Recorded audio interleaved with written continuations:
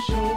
We're on the air at 9 o'clock on every weekday night, taking calls about the Jazz.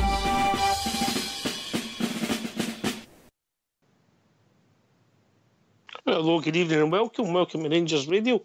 Join myself, Oxter, on the panels this evening is the one and only Bridgeman and the legend that is Big Ulster. How are we doing, gentlemen? I'm doing very well, thank you, mate. Hope you're keeping well. Wait a minute. I read that wrong. The legend.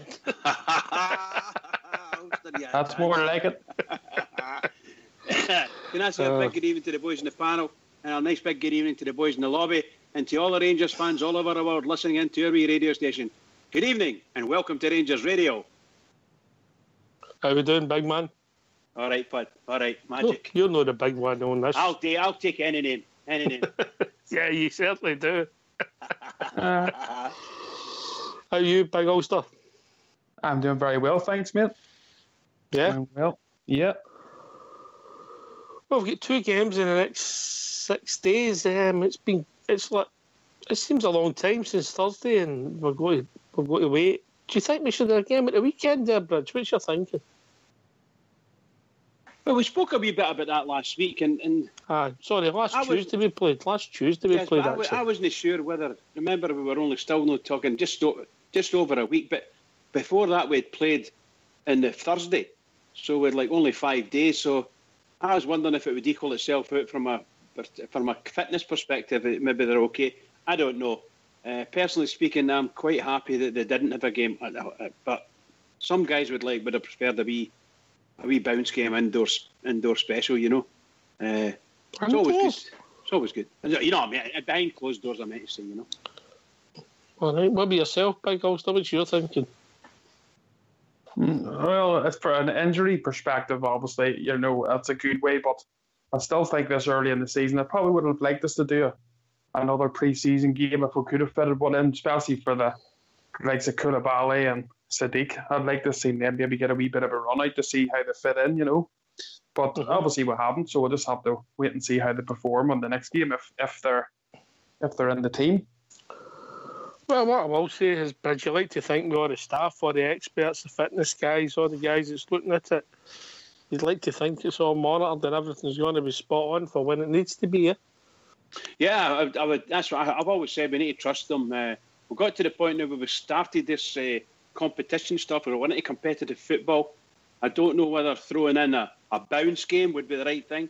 A scheduled game of a proper friendly or something like that, or something might not be too bad. But bounce games, I'm not sure of. I'm just not sure.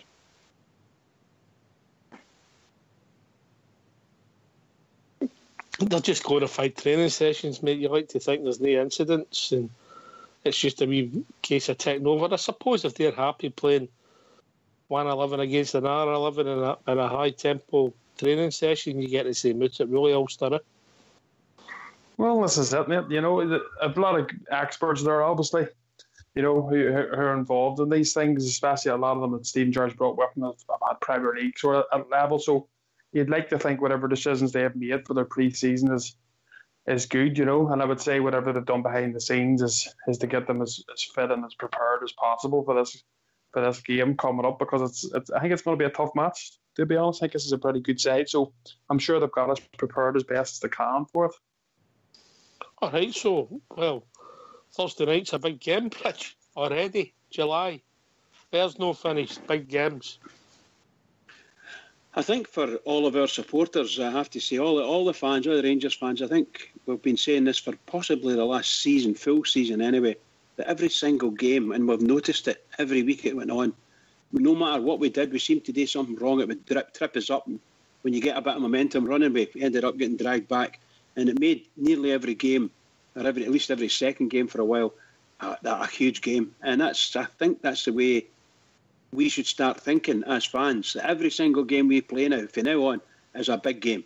It's a big game, and the players need to be up for it. And I'm not just talking about the fans there. Obviously, I'm speaking as a fan, and us fans should be prepared and get to know again, maybe revisit our mind and thoughts that every game is going to be a big game for us, and we get ourselves sorted out for that and be ready for it. Now the team and the rest of the club need to do the same thing. If they haven't already started, they need to get that right. Every single game, every team, particularly at home, all of them hate us and all want to beat us. Every single one of them.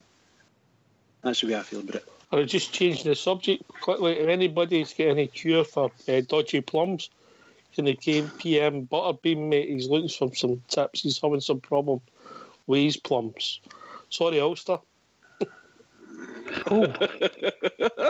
I'm not even going to go over that one. We'll stay away from that one, I think. No, but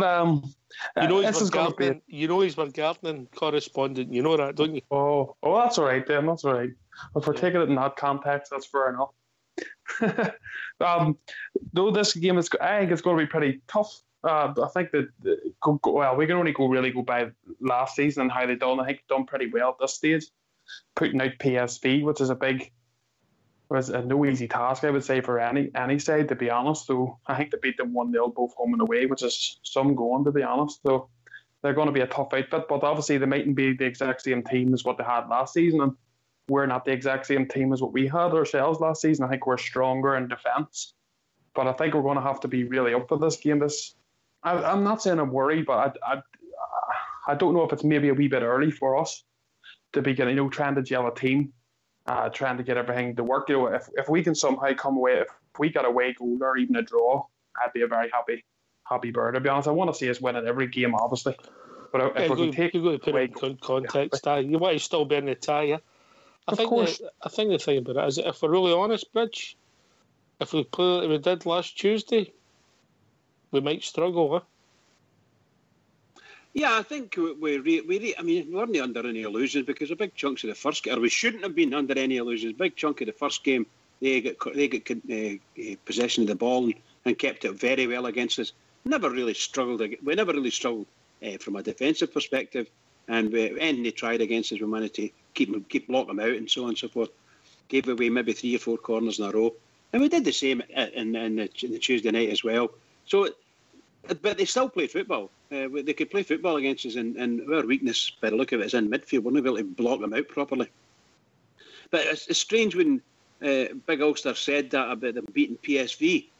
When I first heard it, my mate was saying that mob beat PSV last season, and I mistook it for PSG, right?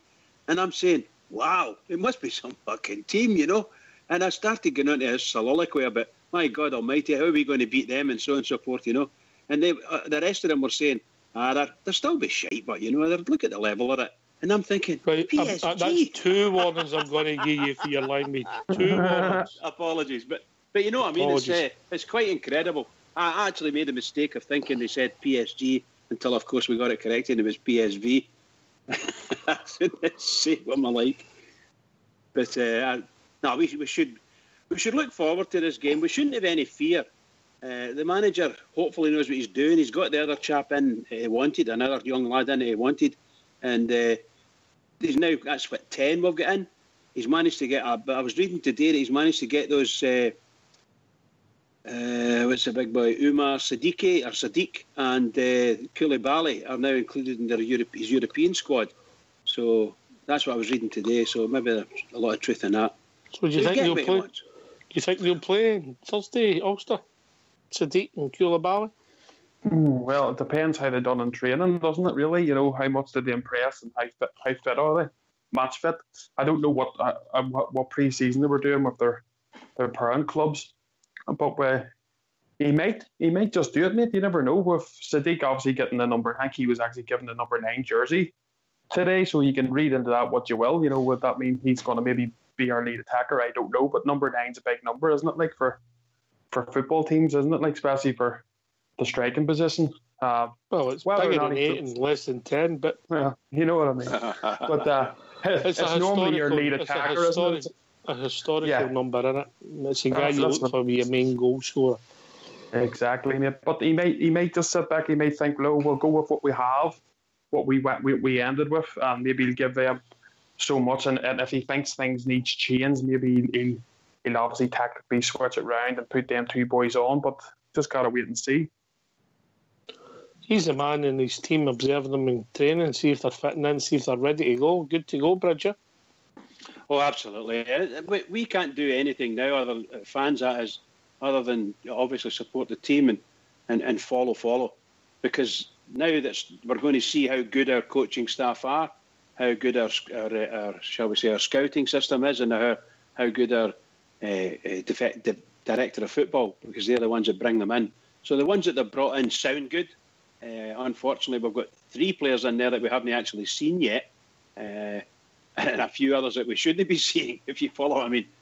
So it's going to be really good. I'm looking forward to it, and obviously I'm quite confident we're going across to Croatia, and we've got a battle in our hands, and we've got a team that should be able to battle.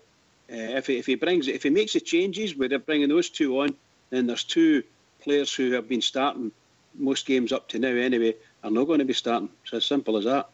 I don't know who they're going to be, but I'd like to have a guess at some point, But I hope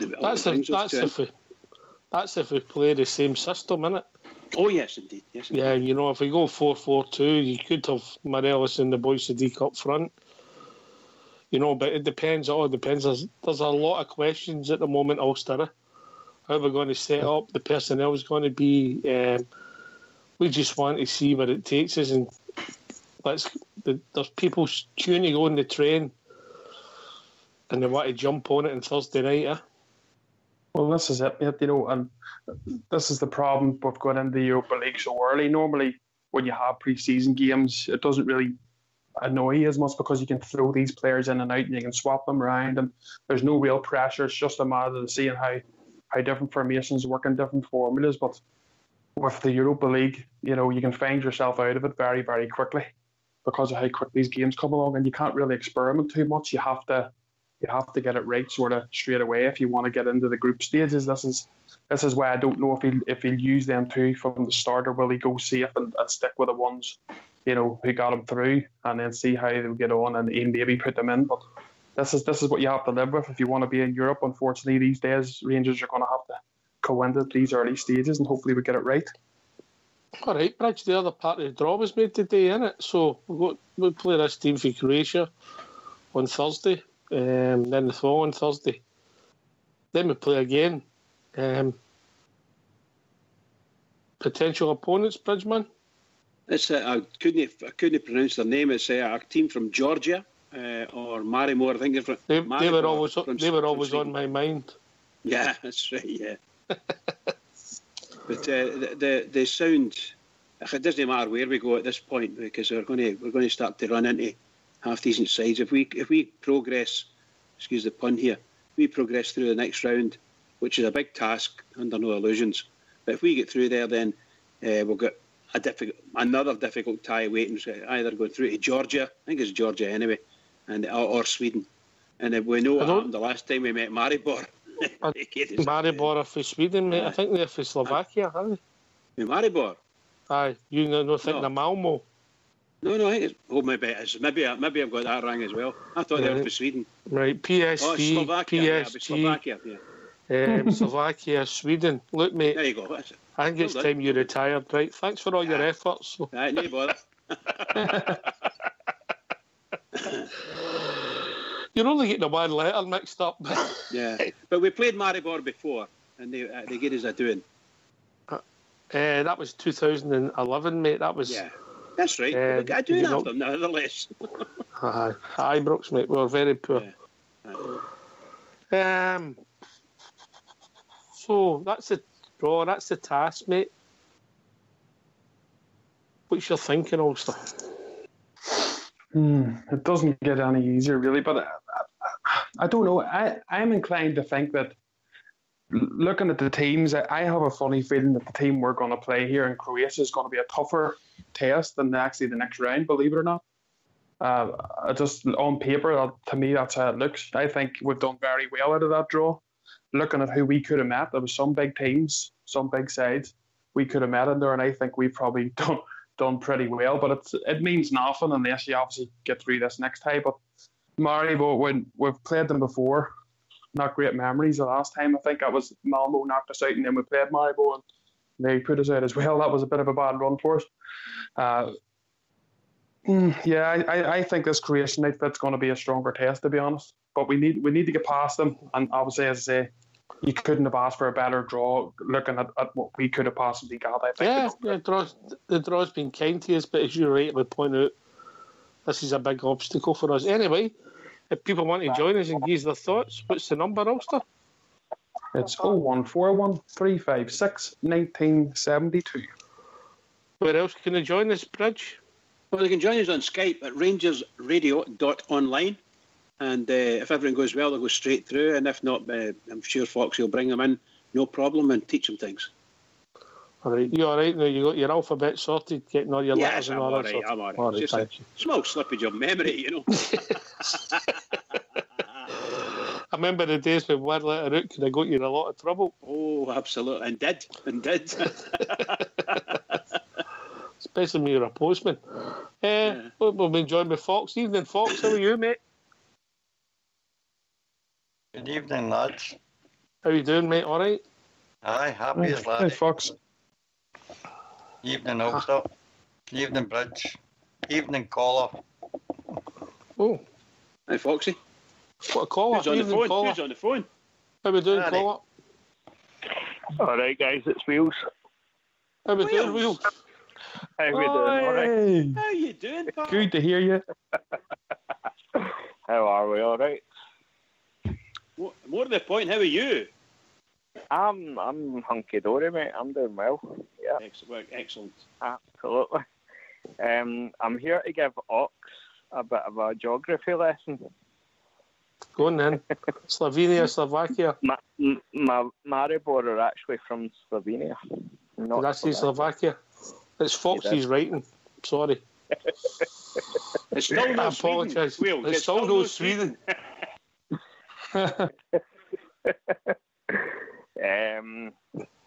I mean, we can't really look at what happened. What was it, 2011 we played them? Because let's face it, the teams are completely different now. So I don't think we can really look to what happened. And they beat us last time. I think the only one that's still our club friends, Lee Wallace. I think you might be right, actually, the Rocks, aye. In fact, no, you will be, aye. Absolutely. But we need to take it a game at a time. Do you know what I mean? What do you mean? You swallowed a cliche dictionary. No, I'm just feeling good, man. I'm just feeling good. That's the tablets, mate. Got to do. There's a famous sentence of a Bridge. I'll send you some. He's getting giggles, Ulster. I know. What me? Good to hear you, mate. We were actually worrying. We were worrying about you because we got news from old school that you were in the hospital and stuff. So I'm glad to hear you're back talking on. about old school. Well done. Talking about old school. Has anybody seen him? Aye, how did they get on? Well, he bumped into his wife's hero on, I think it was Sunday shopping. And I think he get dragged home. And I've not heard from him since, so I'm just wondering if he's okay. I'm sure he'll be fine. Talking about old school, mate. Bridgeman, we've still got the Just Giving page. I'm going to put that in the lobby for old school. Tell people what he's doing and what it's for. Excellent. Yep. Go for it. It's for Macmillan Cancer. He's getting all his golden, is that right? What? Maybe silver, is that be more like it, Bridge? Silver locks shaved off, and he always looked after his locks. He's getting a whole lot shaved off and made a Macmillan Cancer. So I'm just going to put it in the lobby. We're going to keep giving it a shout out up to the 31st of August. If you've got any spare change, come on, Rangers Radio, let's rally together. Some people have already started giving a worthy cause for our old school blue. Very much so, very much so. And without who there wouldn't be, the technical stuff he does for his Bridge should Excellent never stuff, be Buzz. forgotten. No, excellent stuff. Right, enough about old school. Enough about old school. Wheels, how are you, mate? How do you think it's gone? How start the season so far? Couple of a bounce game, 2 European ties. How would you score it out of 10, mate? Well, what's that? 3 proper games, including a friendly. 8 goals scored, none conceded. So that's pretty good going, I'd say. I don't know, as I say, I think we need to take it a game at a time. Obviously, it's going to take us a wee bit of time to gel together. The defence is looking solid. I've no worries at all with Griggs and goals. Not a worry there at all. Obviously, the main concern is up front, and it's good that Stevie's noticed that, and he's came out and said it. There's no point in hiding it because everybody can see it. Do you know what I mean? So there's no point in kind of keeping that behind closed doors. So I'm glad they actually came out and said that. And I think your 8 goals scored. I get your 8 goals scored, mate. It looks good, but come on, 6 of them are against Bury, who just started in a bounce game. In the competitive game, we scored a penalty kick and a deflected goal. So we've got issues in putting the ball in the net. So far, it did not change on Thursday. If I'm honest, I would play the boy Sadiq now that he's registered. I would give him a shot on Thursday. I'd just throw him straight in there, give him a shot. He's 6'4" or something. He could cause a lot of problems up there. So I would just throw him straight in because I think Morelos he's lost his confidence and he's struggling. Good word, mate. Good word. Confidence. He's lost it and he's struggling to get it back. But the thing that worries me is, alright, it might end up being mentally tough, to get that confidence back. But to me, you need a proven goal scorer in there with him to help him get that confidence back. I think that's what's needed. I think somebody that knows where the net is would be the perfect partner to actually help him get his confidence back. Who?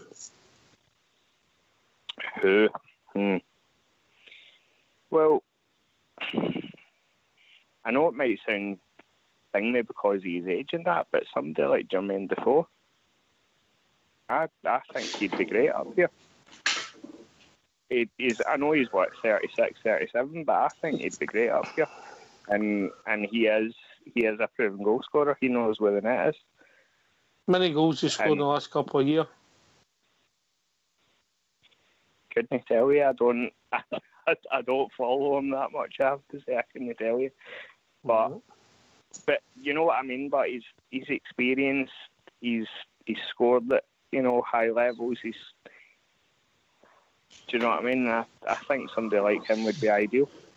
It's a no for me, mate. I think we've had my fingers burnt too many times. Martin, Grankia, Alves, Senderos, all top players in their day. We thought we were getting them and turned out to be utter flocks and just a total waste of money. Ulster? Well, Jermaine Defoe is a name that's been linked, and it's a name that there is a lot of supporters canvassing for him. They would like him. There's a lot of support have the same view as yourself, Fox, who think maybe he's over the hill.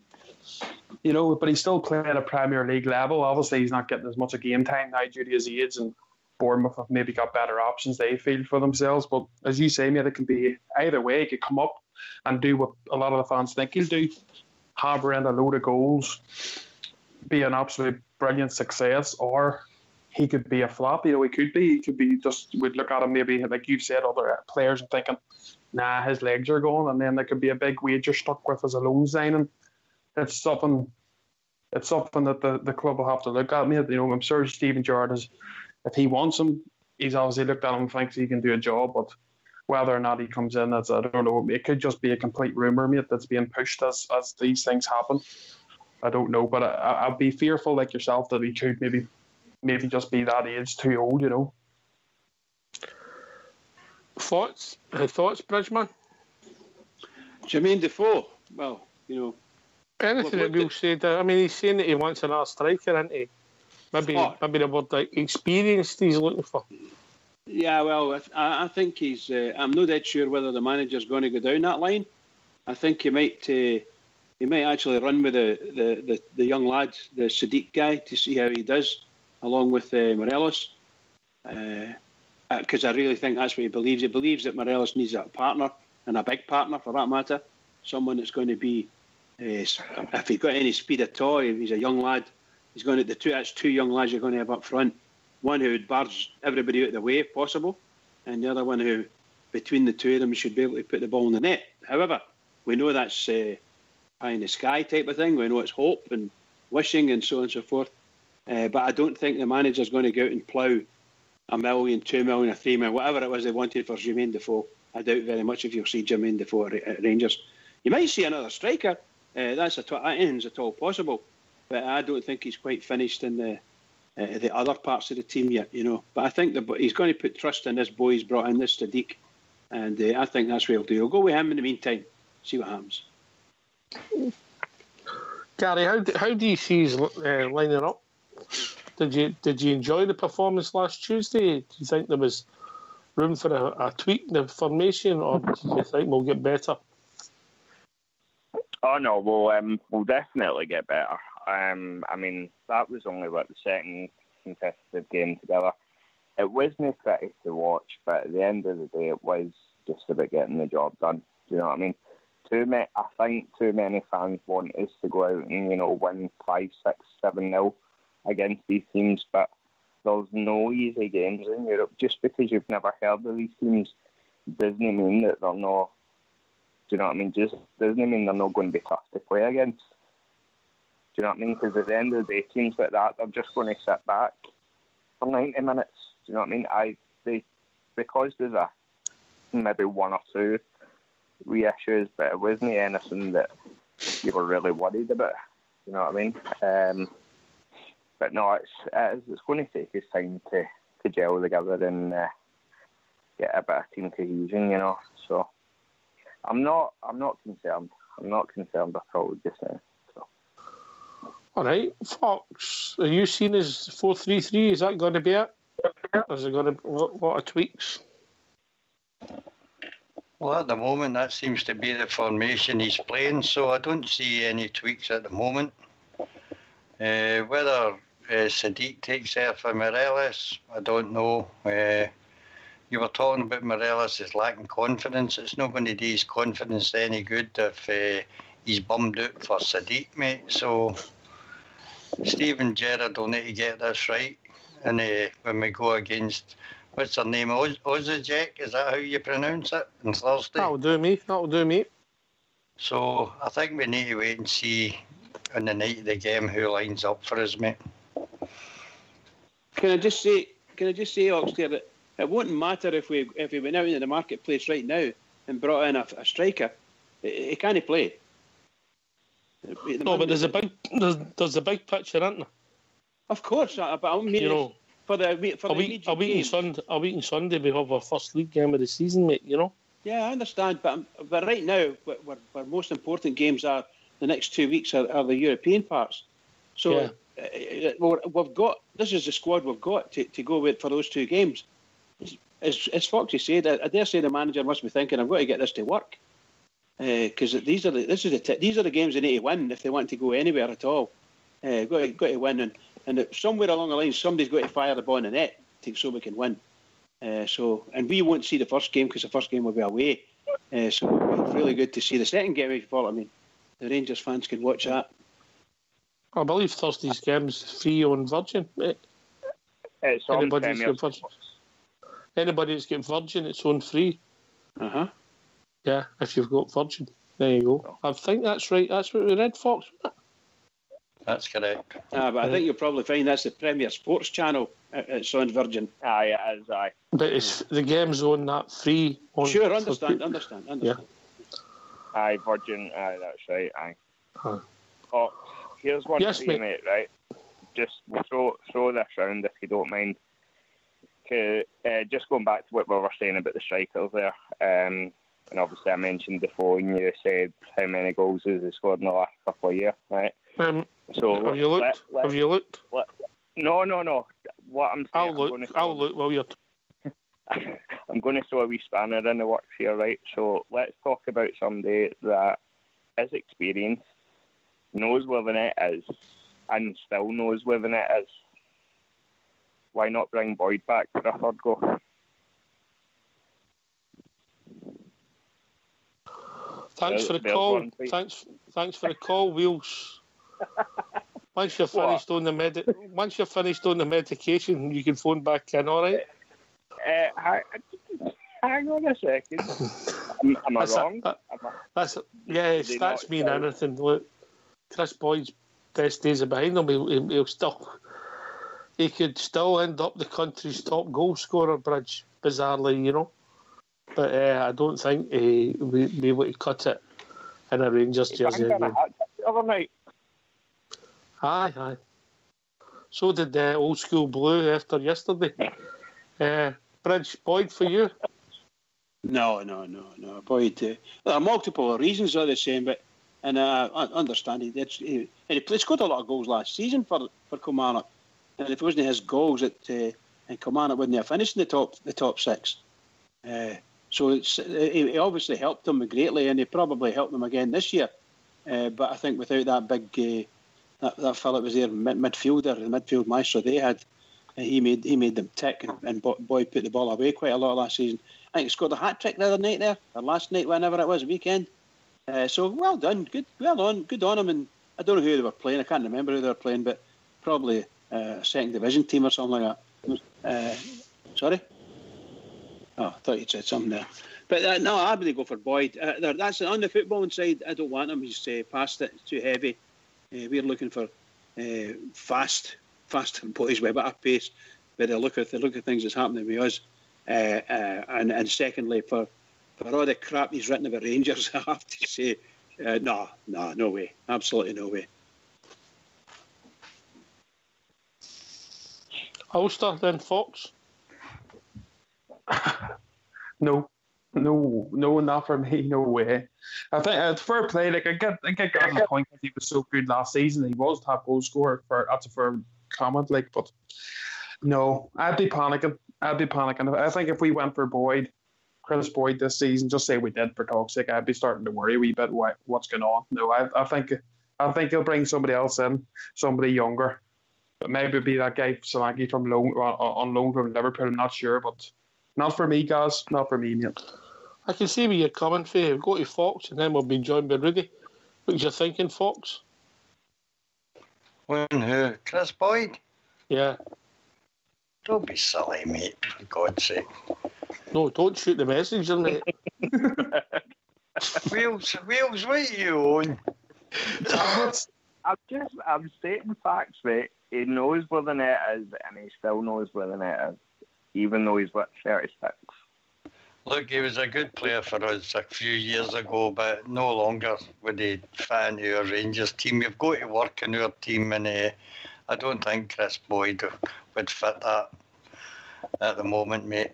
What did worry me was Sadiq getting the number 9 jersey, because my thoughts of us buying a striker is now going out the window, because I think Rangers would have held that number back for him. So it looks as though we aren't going to buy another striker. Whether we loan one or no is another thing altogether. All right, evening, Rudy. Evening, guys. How are we doing? How we doing? What's on your mind? Everything's good here, aye. You're talking about the striker thing there, and Chris Boyd. No, for me, that's just not on, I'm afraid. You know, his first spell was fantastic. Second spell, garbage. There you go. There's a word that described his second spell. Garbage. If Ibrox Loyal was here and we had a poll, I bet you he could work it out. I think it'd be a pretty simple one. You know, somebody I was thinking about as you were talking about that, Ox. You know, I don't. I said this, but I said it last season. See the boy Louis Moult. He's not had the best time at Preston. I would still take a chance on that boy. I would still take a chance on him. He's not done great. You know, he's not exactly set the heather I like doing at Preston. I'd bring him back up the road, to be honest. What would you pay for him, Rudy, if you don't mind me asking? Well, I was actually just thinking about a loan for the season, Bridge, just to see how the boy gets on for the season. Okay, yeah. You know, he's big. You know, he knows where the goal is. He proved that last season. He knows all about Scottish football. And I still say, had we gone there, Motherwell, and I know, Bridge, your feelings about paying Scottish clubs money, but I still say, had we gone there, you know, with $500,000, we'd have picked that boy up and he'd have scored goals for fun for us, the amount of chances that we create. You know, he's big, he fights, he likes a good scrap at the defenders. I mean, look how he battered our defenders about every time we played against them, you know what I mean? So for me, I would still take a chance on that boy. I really would. And as I say, I know he's no done well down at Preston. Things has maybe just gone against him a wee bit down there. I certainly think he could come back up here and. So just for saying sake, you would have paid when he was with Motherwell. You would have paid, let's say, £500,000 for him. Well, Hold on. Now he's down in England and he's not doing so well. What would you pay for him? Let me cut across you. I'll come right back to you. We've been joined by a caller. Evening, caller. Good evening. How we doing, mate? Doing good. How's yours? All right, mate. Let people know who you are. The Gallant Pioneer. Gallant Pioneer. That one of the originals. Did you go to school with Bridge? Certainly. How you doing, Gallant? All right. All right, mate. Cheers, yep. What's on your mind? I know that name, Yurty. I wonder who you stay near. What do you think? I recognise that accent. Carry on. What's on your mind, Yurty? The fellow that said Chris Boyd, no chance. You want to come back, Wheels? Do you want to come back? You're getting a pounding, mate. I'm getting slated today, I know. I know, it's the medication, I think. You're going to get shot shortly. Well, listen, I'm going to get you that paper in Gardner Street. you know I'm always controversial. You know that. That's just what I like to do. Just mix things up a wee bit. You know? See, it's a bit of controversy, a bit of drama, talking point. It could also be called just talking. Oh, nonsense. No, that wasn't the word I was looking for. I was trying to keep it clean though. I know. That's my job. Gallant Pioneer, what else is on your mind, Rangers-wise? How did you find the show? I've been listening to the show for a right wee while now. I think you are doing a good job. Yeah, enjoy it. Thanks very much, mate. How do you think it's gone at the club? Are you confident that we'll improve this season? See, if I'm honest, I don't think we have. Is that due to the performances you've watched so far? Yeah. Or the signings? Sort of both. I thought the way he was talking, he was going to play this fast football, fast furious, like the way Klopp did when he first joined Liverpool. But I don't really see that, if I'm honest. But it's still near enough last year's lineup. The last game, I think, what was it, 4 of his signings played? At the back, mate. Yeah. But there's still no shape or something to them. When I was watching John Flanagan, at times he was playing centre midfield, he was coming in that far. And then you had Jimmy Murphy, he was coming in. There was nobody out on the left at times. Because of no natural left footers. Yeah. They're both right-footed. The first instincts to come in the way, yeah? Yeah. Would you play Murphy on the right-hand side, or do you think through the middle is a... See the first... When he played young Middleton, he come on. This was the first game we played, the European game. He put Murphy on the right, and within 2 minutes he had won the penalty. And he had put in a cracking cross on the right.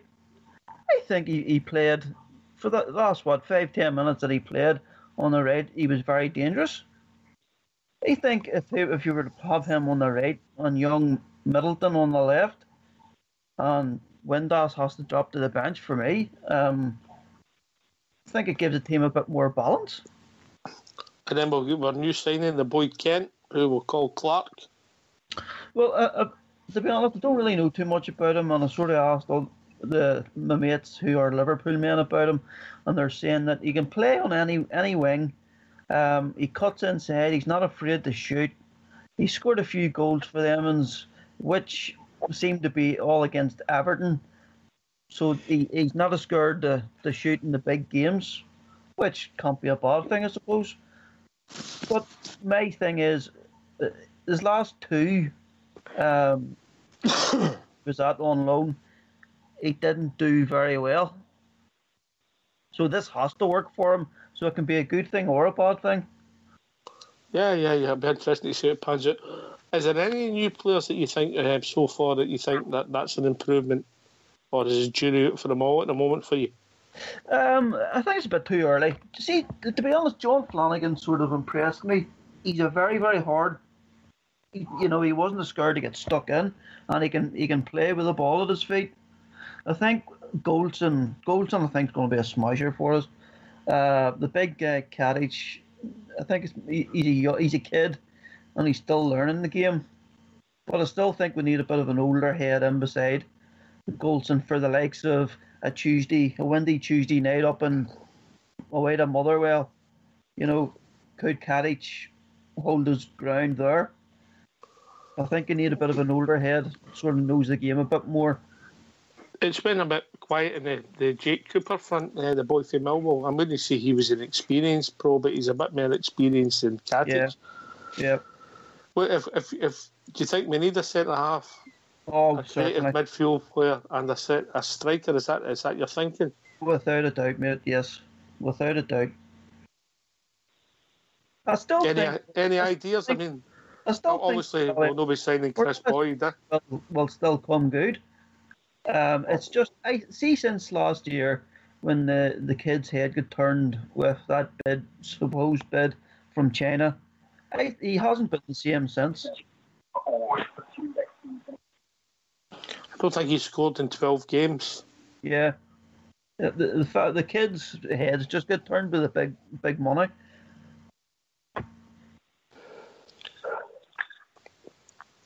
Would you drop Morales or would you persevere? I think I would persevere, if I'm honest. All right, fair comment. Yeah, I'll take that one round the panel.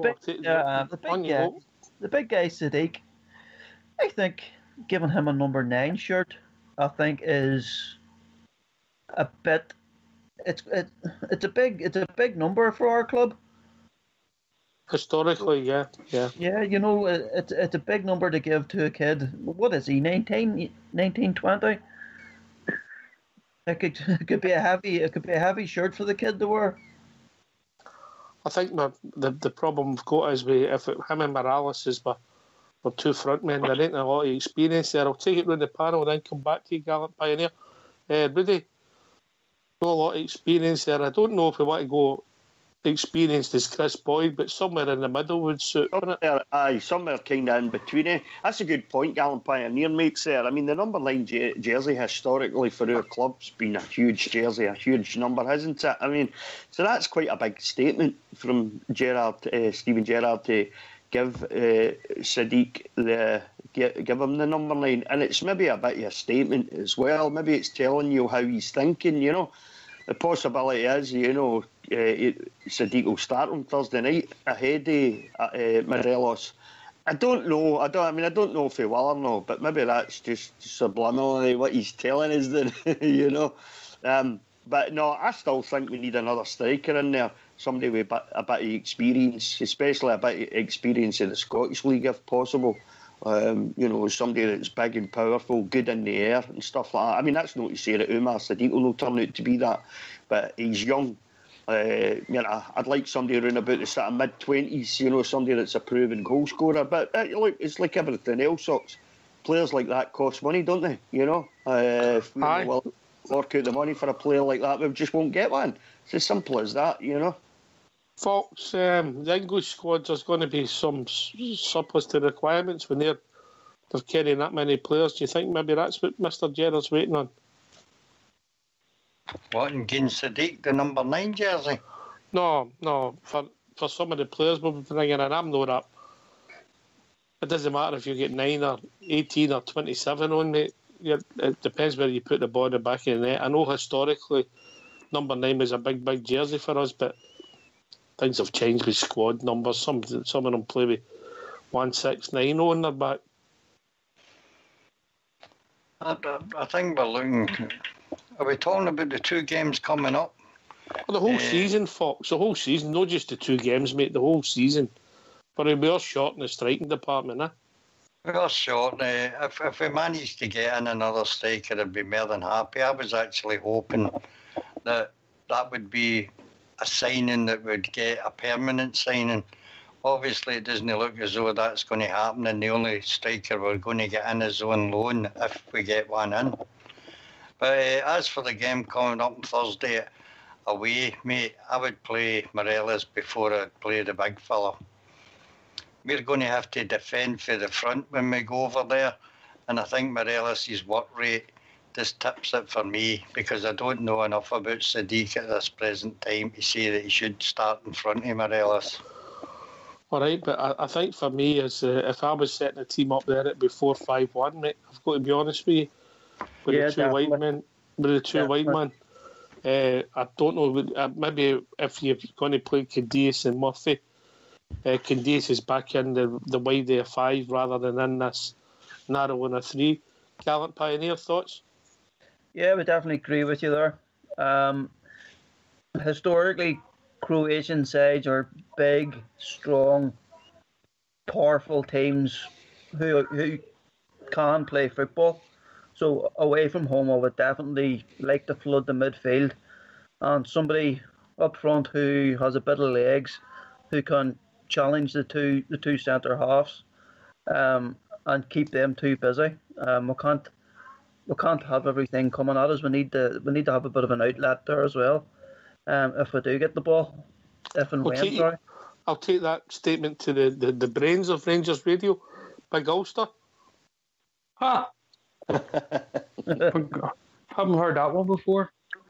I thought you were going to come to me there, Rock. Pardon? No, I get your points. I think 4-5-1. I would go with that as well. I think we have to respect this side. I think this side's going to be a bigger challenge than some people think, to be honest. They're a good outfit. There's no doubt about it, and we're still early in our sort of pre-season. I know we're coming into now the big games, but it's a wee bit early for us. So I would probably go for the 4-5-1 as well. And I think he'll probably will play with Morelos, because I just can't see him firing Sadiq in the competitive game like that straight away. It's such an important match, and I get the point that he is a big nuisance. He is a big nuisance. Or he doesn't score sometimes, which we know that. Sometimes when it comes to the easy chances, he gets flumped them. But I think of him being a bit of a nuisance when you're firing the ball up, and his work rate, I think putting Morelos up there and letting him run about, I think that would be an option that Gerrard will probably go for. Bridgman? I think slightly different from you guys. I really do think he's brought him into the squad, and I would not be surprised if Sadiq starts. But I think I'll take a wee step back from a few minutes ago. We were saying, well, I agreed with yourself, Foxter, thinking it'd probably be a 4-4-2 we start with, and see how we go for there. And obviously the Sadiq and Morelos up front. But if he's going to do 4-5-1, I don't know whether he'll stick by Morelos at all. I think he might be just totally sick of him. He's not really done very much, even in play. He's not done that much. So it might be quite difficult for the managers. Maybe looking for something different. I'm hoping that this boy Sadiq, I think he's 6'3", 4", and I'm looking for him to be the same as what we had up front with Perzo and Big Kuzan, people like that. A warrior, an absolute warrior that goes all the way and isn't afraid to have a dig at goal when he gets a chance. So that's what I'm looking for. Might not be like that. It might end up with young Morelos up there on his Todd, and that's all there is to it. But we've always got to be very wary of what's happening, But I think I'm happy, and if he goes and puts the boy in, I'll still be happy. All right, Fox. Carry on, Ox. I'm dealing with something. All right, Wheels. No, nothing stupid now, or we're going to drop you. The first two we let you away with. Third time you're out. All right, 3 strikes and you're out. Is that fair, Rudy? That's totally fair. Hey, Wheels, can I just say, mate, before you start, it's great to hear you back on again. Glad to hear you're healthy. Well, I thought that before he came on and started talking. They seem to hang up on some crazy medication. No, right, I'm going to say what I'll say about Thursday, and then I've actually got a wee line, shall we say, of news. I'll get to that in a wee second. It's just something I've just seen. I would like to start with Sadiq because watching Morelos last week, that was the most frustrated that I've ever been watching him. He just was snatching at the chances constantly, and that is easily the most frustrated I've been watching him. But I think you're right. I'm sure it was yourself, Hawks, that said it's maybe too soon just to throw Sadiq into a big game like that. So I think he will start with Morelos, but I would like to give the boys Sadiq a chance. And just very quickly, just a line that I've seen just to see what you think about this. Rangers are understood to have inquired about the possibility of taking Stoke City forward side Berry, on loan. He scored a lot of goals in the last couple of years, ever since he turned up at the QPR reception. I don't think... Is that him that went into Spurs? No, I think... Stoke City. No, but was he no with West Brom and he went down to Spurs or something like that? No, it was QPR. He turned up. QPR. He turned up at their door or something. Aye. Do you think you're going to go for him then? Is that the story you're hearing? That's what I'm seeing online now. Yeah. Wow. We've inquired about the possibility of taking him on loan. Only time will tell, mate. I mean, obviously, he had a lot of pedigree as a young man. He's been off the rails since that incident. Actually, I don't think he's hardly scored. He's never settled at all, has he? He's never settled at all. West Brom, obviously, they weren't too happy. Couldn't get shot him. Got a few quid off of Stoke. That unravelled there. They're looking to get shot him. Maybe they get him back. Last 30 games. Well, as long as they don't ask us to take James McLean. Right, Bridge, that's the third time you've swore. No more.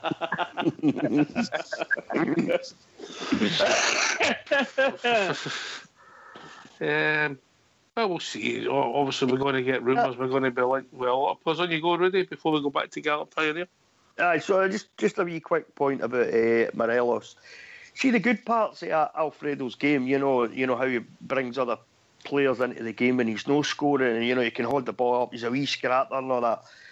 I don't think we've seen that in the last couple of games, and I don't know what that tells you about his sort of mental state, whether he's unhappy here or whatever, whether he wants away, whatever the case might be. But it looked to me last week like, in the second leg, it looked to me like he couldn't hold the ball, whenever the ball did come to him, it was bouncing off him, and he was getting stroppy, throwing his arms about, and I think something's got to change, and it's got to change quite quickly, because this team on Thursday night is, I think it's Big Ulster was saying there, this is going to be a different kettle of fish. This is a step up in class, and whether you've heard of them or no, they will be a better team. It's as simple as that.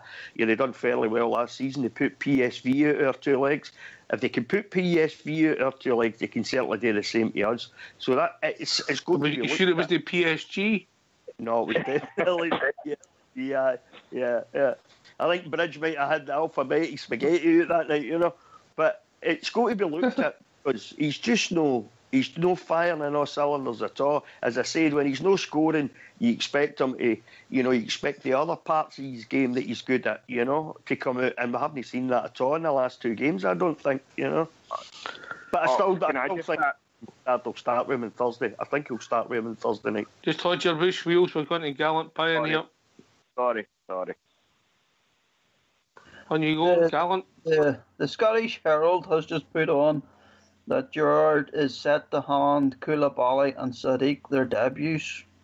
So whether that's starting or not, I don't know. Let's get a trumpet. Trombone. The trombone now. Don't talk to us. I can't comment on trombones, mate. I've got a super injunction against me for that one.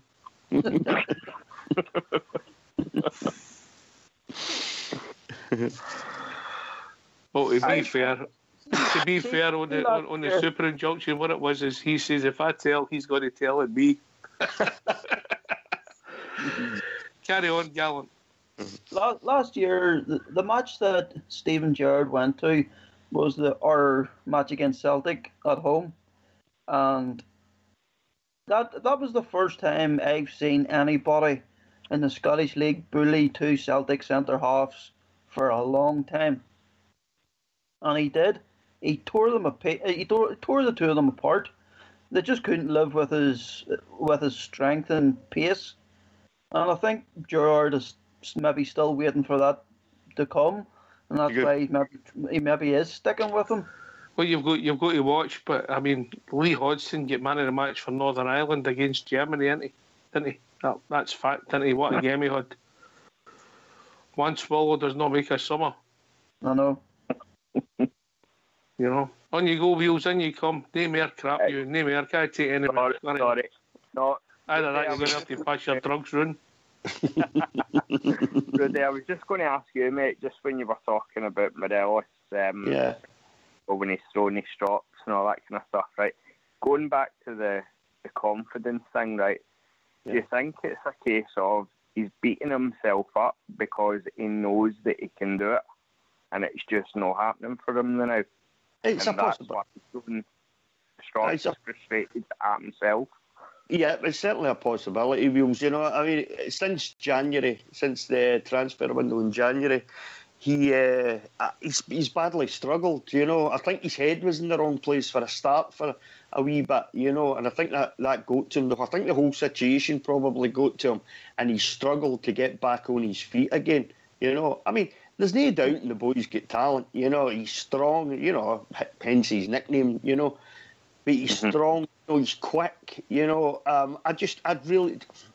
would really like to see him find his goal touch again, though. You know, and maybe he's trying too hard at times, and he's getting a wee bit down about himself because he's not scoring the goals that he was in the first half of the season. Had he continued from January up to the end of the season, scoring the way he was scoring, what a striker we would have had, you know. Because he's got he's got the pace, he's got the strength, you know. He takes defenders on, you know, he doesn't mind a good scrap with the centre backs and stuff like that. But he's got to, it's like I said last week after the second leg, he's got to find his scoring touch again, and he's got to find it quickly now, because I don't think that Steven Gerrard will put up with it for too much longer. I don't think he will. I think he'll just say, look, man, you're sitting on the bench now, that's it, you know. He certainly had his chances. I mean, he scored one goal against Bury, you know, but like I said last week, that's sort of good and well, scoring a goal in a friendly. It's competitive matches that matter, you know. So if he plays on Thursday night, hopefully he'll get a goal out there. Maybe that'll help his confidence a bit, Gary, you know. I know you're absolutely right. I mean, I suppose we still, you know, we need to remember he is still very young. You know what I mean? He's still learning himself. But it's just, for me, as I say, I think he is frustrated at himself because he showed that he can do it. And I think because he showed he can do it, he's then put more pressure on himself because he then believes he knows he's now got to do it on a regular basis because he showed the level that he can go to. Do you know what I mean? I think after the second leg as well, though, Gary, to be honest, I don't think Steven Gerrard missed him in the post-match in his interview. Steven Gerrard's post-match interview. I don't think he missed any of them, Rudy, really, if we're being honest about it. You could also put Josh Windass in there as well, you know, possibly Jamie Murphy too. But he certainly didn't miss them up front anyway, you know. So anyway, lads, talking about missing, it's time to get yourself a mute. And Fox is saying he's struggling for new tunes, so people want to send in requests for Rangers tunes that they want to hear. For Fox, we will accept them starting from tomorrow night. So get yourself a mute. We'll hear a tune for Fox.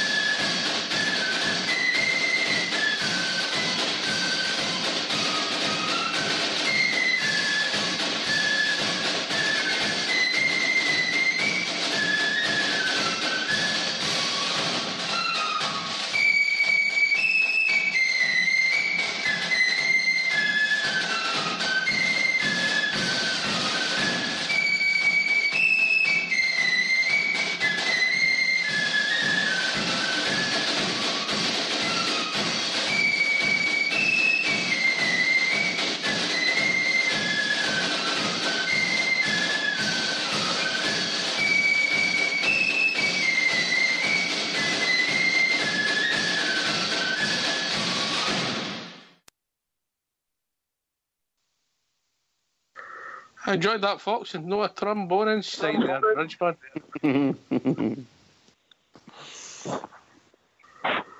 Right, some of you were in earlier on, but I'll go to the Gallant Pioneer, then I'll go back to Rudy.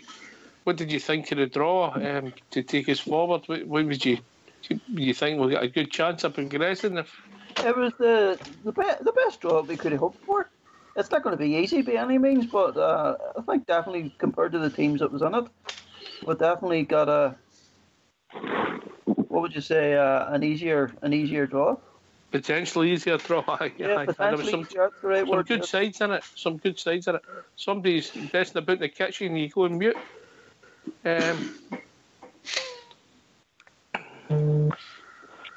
What about yourself, Rudy? What's your thinking?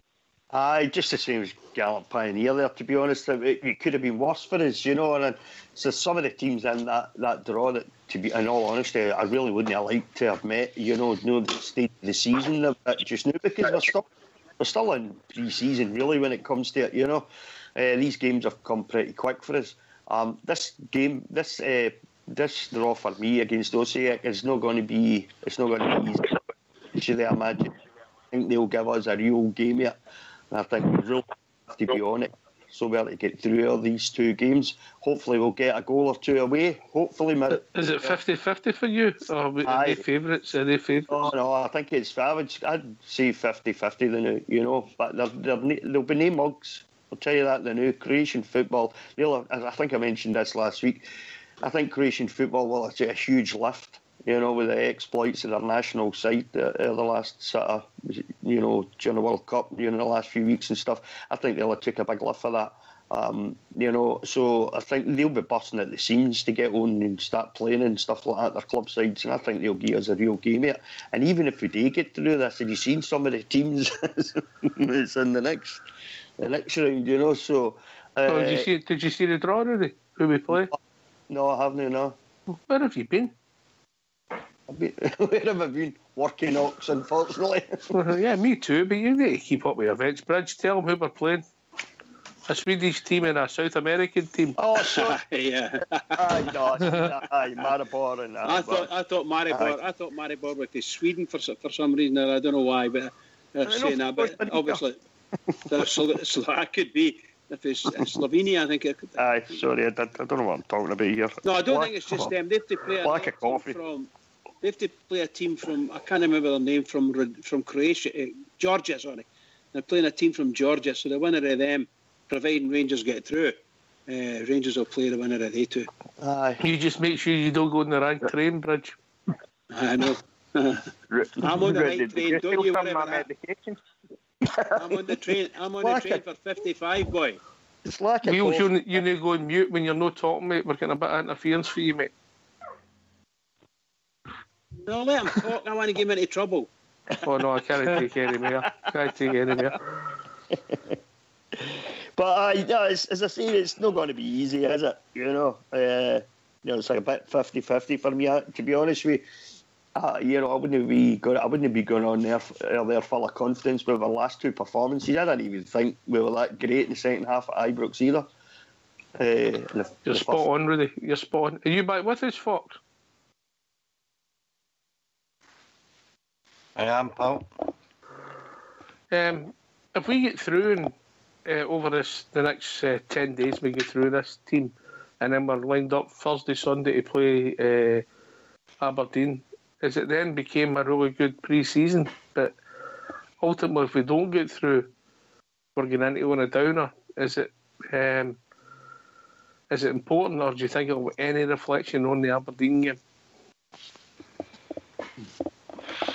That's a kind of hard question, mate. I don't think we should even be looking at Maribor at this present time. We've got three games before we play them, mate. A real tough tie in front of us, and I'll talk about Maribor when we get through the Aussie. I forgot their name, the Aussie check or whatever they're called. I never mentioned Maribor. What I'm saying is we play this Thursday, next Thursday, then we play Aberdeen. Yeah, obviously we get the Wigan friendly this Sunday. But if we get through the next two European games against the team for Croatia, for pre-season, because that becomes, if the season starts on the Sunday, we go through it full of confidence. But if we don't get through, we're starting the league in a bit of a downer. Well, it's always been a tough ask to do your pre-seasons in the Europa League, mate. There's always a chance that you can get put out. But I don't think the games will affect how we play against Aberdeen or how we feel against Aberdeen. I think the side that we've got just now will be good enough to get a result at Pittodrie. As far as the Ozajek game, I think it's 50-50 like Rudy, whether we get through that or no. I've watched him, as I said, I watched him last week. I was quite impressed with him. They are a strong, pacey team. So we'll need to wait and see how that goes. I think that's been a big gamble Rangers have taken by doing the pre-season in Europe, by the way. I don't think, well, you can't avoid it unless you get put out in the first game, mate, can you? But we had a free weekend this weekend. We could have played a friendly at Ibrox. We could have earned some money to help us in the transfer market, but we bypassed that, and I think that was stupid. All right, okay. Fair comment. Gallant Pioneer, the pre-season without pre-season games as such. You know, you get the Burnley and the Wigan game, but usually you would have maybe half a dozen different friendlies. Maybe sometimes you're playing in 2 consecutive nights with totally different squads. Obviously, it becomes different when you've got competitive games. Oh, definitely. It's a huge gamble. See, with him wanting to play his type of football, you would have thought there would have been more games set up so the team could gel for coming the likes of Aberdeen away, because that's not going to be an easy game. You know yourself, Aberdeen always put in double the effort against us. So it's a huge gamble. It's a huge gamble. And even coming up against this Croatian team, if they play like they did the second half at Ibrox and over there at that European tie, they'll get hammered. So they will. They'll get walked all over. They need to up their level in it. Yeah. At least hopefully the fitness is improved and some of the ring rusty stuff's away. But Bridge, fair comment by Gallant there. How you seen it? Yeah, to the build up to the Aberdeen game. Yeah, to a certain extent, absolutely. Everybody's got fair comment on it. My take on it has been that we've not had our first pick midfielders available for most of the games. So we've got a few of them. He's telling us they're mostly all fit. So if he gets his first pick, certainly the standard midfielders that can attack and pick the passes and so on and so forth, then we're in with a wee better chance. But if you're going with run of the mill midfield, you're not. Gallant's right. You're just going to play like we did in a good chunk of the second half at Ibrox, and for want of a better word, a good chunk of the game that we played over there as well. If it wasn't for our defence playing very, very well, then we could be in a bit of trouble, you know. So we're not doing the business from a midfield perspective into the attack. We've said this, so that's what we need to do. The manager's got to do it. He's got his best midfielder forward, and hopefully he's got somebody to play up front. I'll say this, and I don't mean to be nasty in any way, shape, or form. I hope he doesn't go with Mr. Windass again, because Mr. Windass, when he's playing anywhere near Mr. Morelos, we're 2 men down. Oh, Wheels, any thoughts on that? That's a bold statement for the Bridge man there. I actually agree with him, if I'm honest with you. Windass has just became too much of a passenger for me. He's a waste of a jersey, I've got to be honest. I'm not keen on him at all.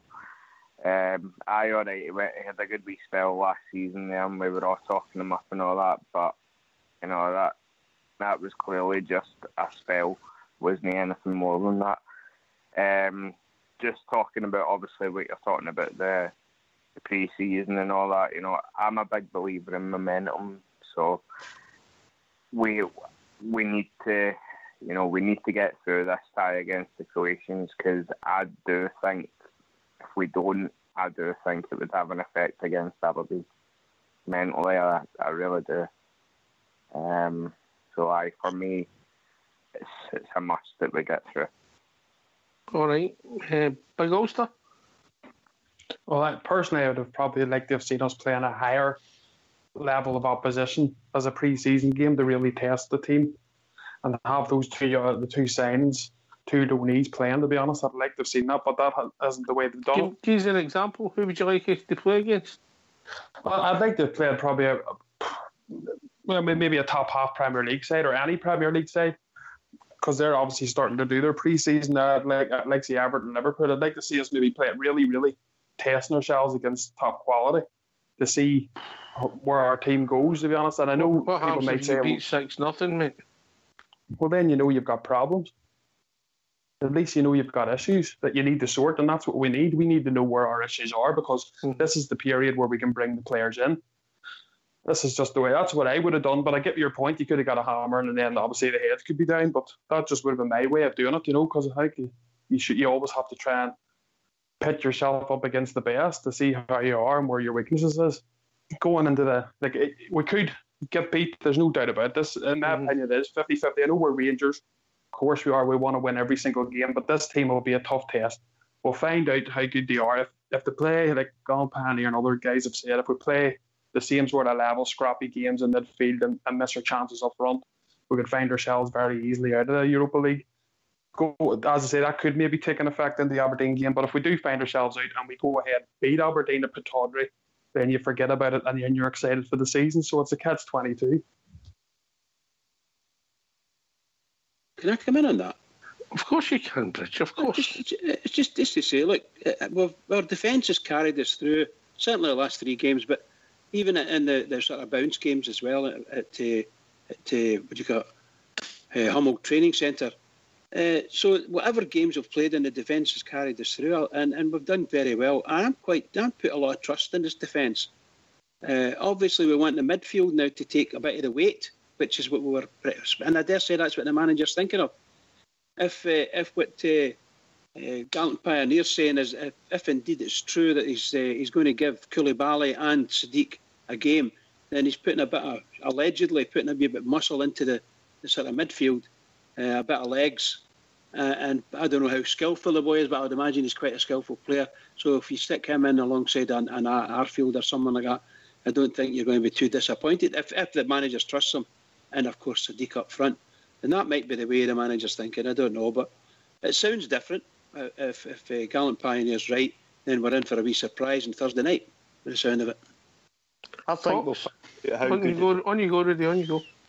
Sorry, Ox, I was just going to say, I think we'll find out how good the defence is over these next 2 games, to be honest, because they've looked fairly comfortable up to now. 3 clean sheets, a couple of European games and the friendly against Bury. They've looked fairly comfortable. To me, they look like they're kind of enjoying their football, playing together and stuff like that. But in all honesty, they haven't really come up against anybody that could cause them problems, I don't think. I think that'll be different in these next 2 European games. I think they will be put under a bit of pressure. I think only then will we see how good they are as a defence. I'm much more confident now, though, with Alan McGregor in goals as well, though. Last week there when he was called, didn't have much today, but then when he was called up, he was there, saved us near the end of the game. So I think we'll find out if the defence is going to be any good. Rudy, there are a few times when we played the last time at Ibrox that our midfield went missing, and if it wasn't for the defence playing so well and getting tore right in when necessary, we could have been in a lot of trouble. We could have. Yeah, I agree with you, Bridge. I agree. I've got a theory on that, Bridge. Go on, pal. My theory is that the boy Arfield should have went off at half time that night. He took a knock and he couldn't get back in the game. He went off after about 15 minutes. And that was my worst spell, Pride before a fall and all that rubbish, As you know, anyway, he's a big loss because he's everywhere. He's just a really good player. I'm not saying he's a big star, but he's a good player for us. And he's probably our most experienced midfielder. So I don't know how the manager's going to work it, whether he's fit. If he's fit, that's brilliant. I don't know, but I don't know how he's going to work it. But that's where, in my opinion, and a lot of guys running about me at Ibrox are saying the similar thing. Okay, we know that the defence are new together. They haven't quite well melded together. We've still got the difficulty of how do we cover up for when Tav's on his gallop up front, how do we cover that? Because better teams as they've done against us, they've taken advantage of that space because the midfield isn't covering up for it or anything like that. So we've got all that to worry about. But I think overall our defence has coped well, but we believe, based on what the guys are saying in here, most of us do, this is a step up in quality. So hopefully our defence can step up as well to be on the same level as them. That'd be great. Fox? I forgot the question, mate. I don't know, so far. I think you were talking about would Koulibaly and Sadiq come in. I can see the boy Koulibaly coming into the midfield at the expense of Ross McCrory. I don't think he'll play Sadiq up front. I think he'll definitely go with Morelos, and hopefully Morelos works his arse off. And if we need to go looking for a goal, we've got young Middleton with a bit of pace to come on, and then you could bring Sadiq on. I don't think Sadiq's a good in the air, but I think he's very pacey. So if we're under the cosh, mate, maybe looking for a breakaway late on in the game, I could see they two coming on, Middleton and Sadiq, mate. All right, mate. We'll see how it pans out. It'll be interesting, and we've got players we've not seen. So we can't rule. Judge, on you go, Gallant. On you go, mate. From what I've read about Big Sadiq is he's not great in the air, but he's a workhorse. The guys that I think was it Knock Breda or something he played last year, or Udirect was it? I'm not too sure where he was last year, but from what they were saying was that he just never stops running, and he's a lot of pace and he's very, very skillful for a big lad. Somebody's describing him as Cano West. You know the boy who played with Arsenal, Portsmouth. Oh, Cano, yeah. Yeah. If only, yeah. He wasn't bad, was he? He's not a bad goal scorer, was Cano. I think the best piece of transfer business that Gerrard has done is bringing McGregor back. Aye. Because he installs the coolness at the back, and if you listen, he's constantly barking out at the defence, and I think the three clean sheets is big down to him as well. Yeah, we're gonna need him at this away game on Thursday night. Was it obvious to you that we needed to improve the goalkeeper? Oh, he's a huge improvement. Would everybody agree with that? I'll take it round the panel. Wheels? Aye, absolutely. I mean, you'll remember I was a big fan of Wes at times. He's a great shot stopper, but with his distribution and the ball at his feet and all that, it was an absolute bomb scare. But shots to distance and all that, it wasn't good. So I'm absolutely delighted that we brought Gregory back.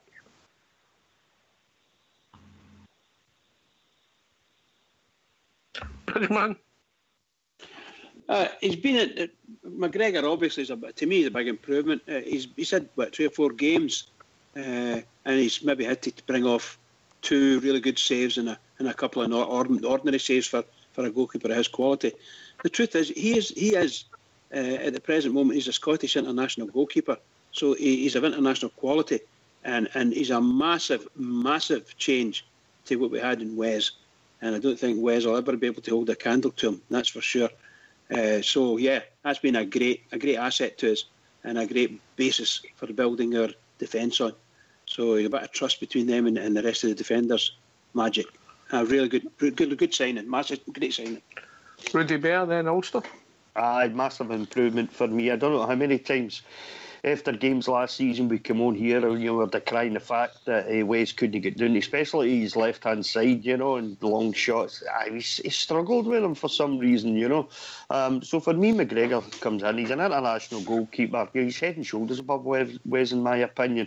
He's got bags of experience, been at the club, done it all before, seen it all before. Wes will never be an international goalkeeper. McGregor is, simple as that. So, for me, huge improvement. Absolutely delighted that he's back again. Holster? Yeah, he's a big step up. Definitely, 100%. It's not just even his goalkeeping. It's actually his organisation, as Companier said. It's a shout in the defence.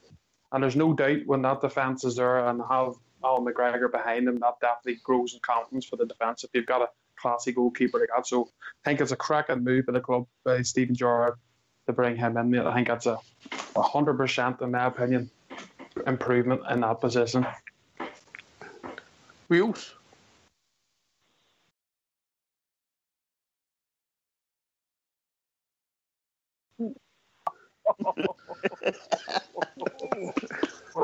I'm so I need a stooge, mate. Ibrox Loyal's not being on.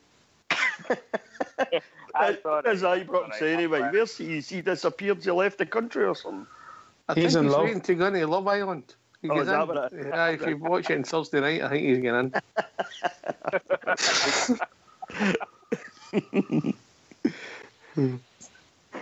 I see they're doing a mature one for that. Maybe put Fox's name down for that. Do you fancy it, Fox? Not at all. What about McGregor? And is it an improvement for you? Oh, aye. Yeah, McGregor, experience alone. He's been there, done it before, played in Europe. He's a big improvement on Wes. Although, like Wales, I liked Wes a bit as well.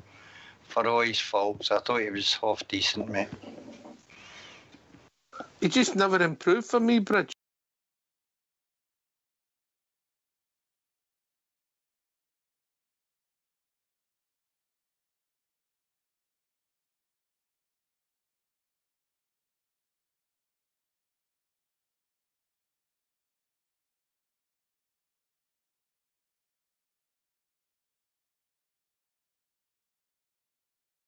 Given the shall we say, the defence the greatest confidence, as Rudy quite pointed out there in Ulster as well.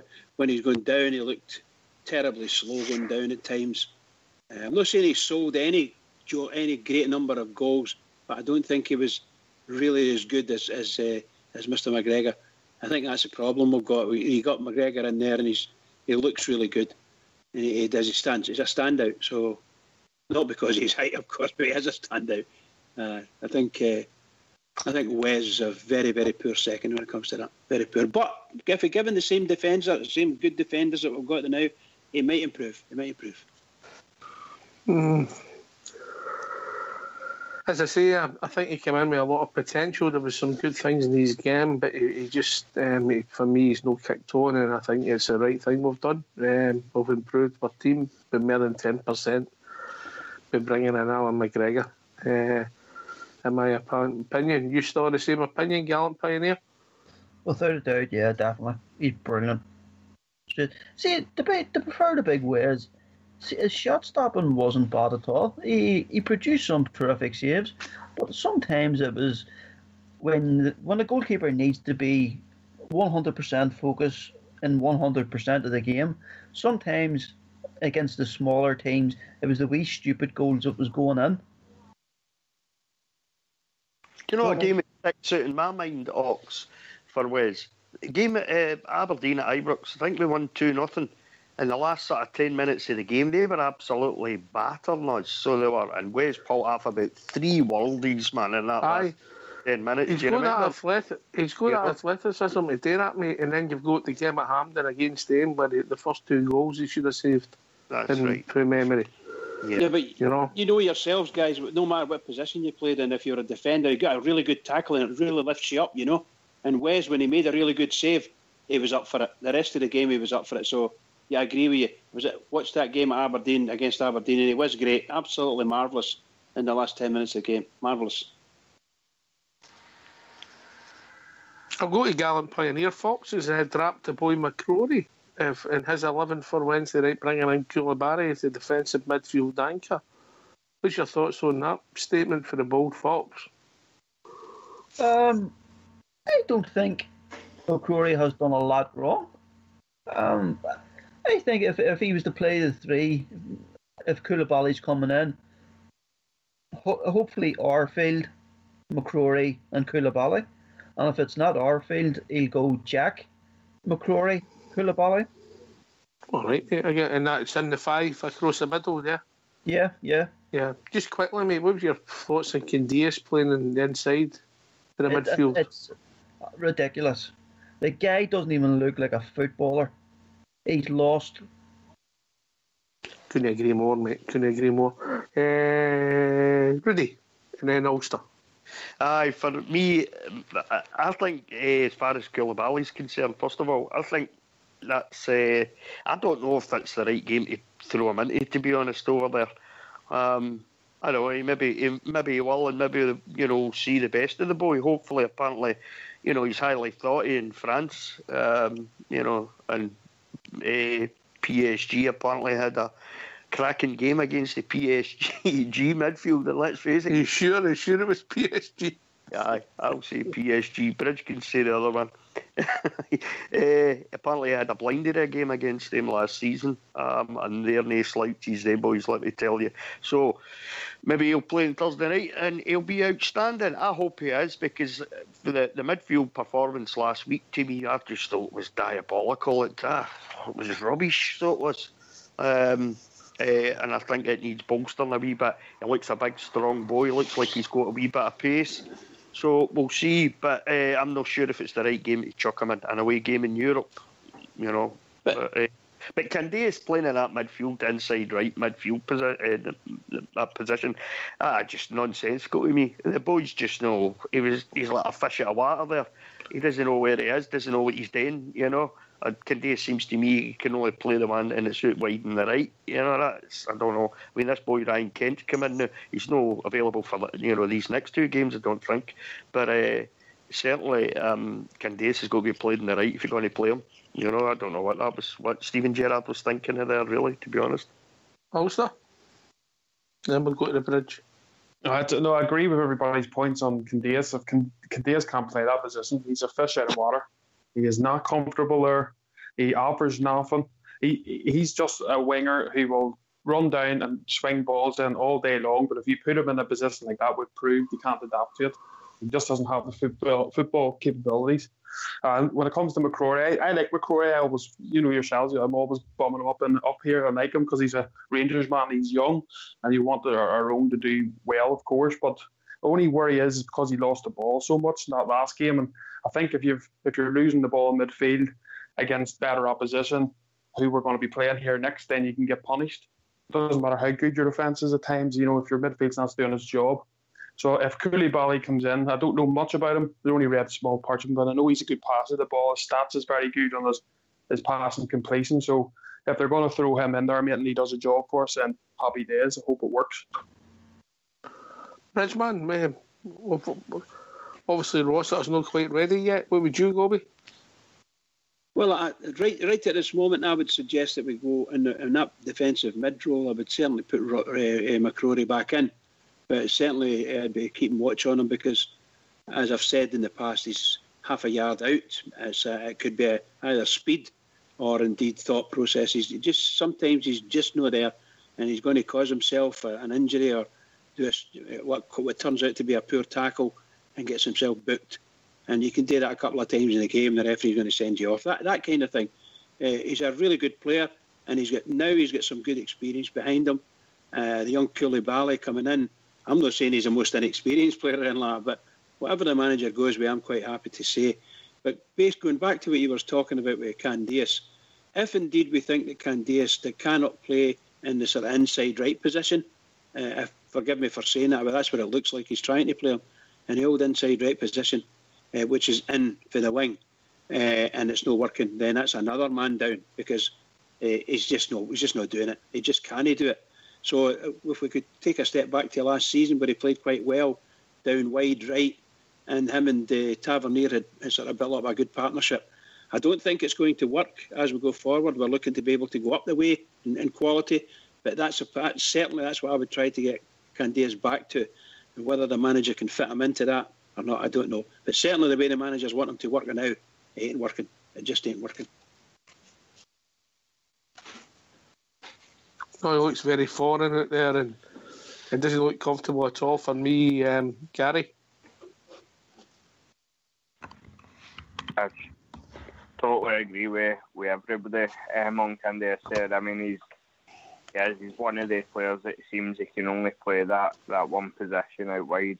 Do you know what I mean? And I think it was also said, you know, as soon as you try and put somebody in a position that they're not comfortable with, then it throws the whole game off.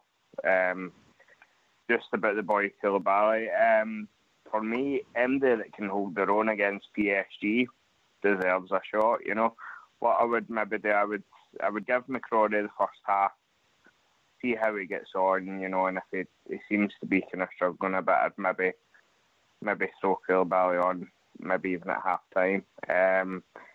But one thing I will pick up on, something Bridge said, and I've noticed it myself a couple of times with McCrory, is that he does seem the kind of boy that is capable of lunging in and doing a stupid challenge, you know, with the risk of getting sent off. So I think that's his enthusiasm and his pace when playing with the youth, mate, that used to get him out of trouble. It's just that wee step up, mate. He's got to learn how to protect the ball. Mm-hmm. Aye, absolutely. You know, and that will come with time. You know, he's still very young as well. That will come, do you know what I mean? But I see where Bridge is coming from, definitely there.